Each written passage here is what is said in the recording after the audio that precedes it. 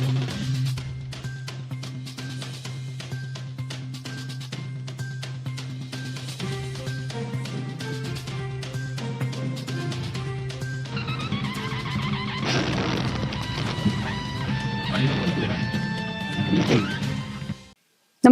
आपण पाहता Hirkani news. Hirkani news प्रत्येक क्षण ताज्या घडामोडी आणि महत्त्वाच्या प्रत्येक बातमीसाठी नेहमी तत्पर. अरबी समुद्रात कमी दाबाचा पट्टा, महाराष्ट्रात पुन्हा मुसळधार पावसाची शक्यता, कोकणात दमदार पुनरागमन.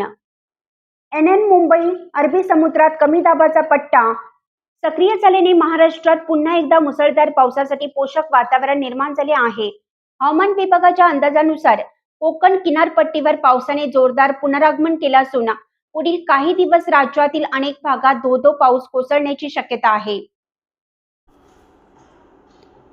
दरम्यान समुद्रात वादळ सदृश्य परिस्थिती निर्माण झाल्याने मच्छीमारांना समुद्रात न जाण्याचा इशारा देण्यात आला आहे.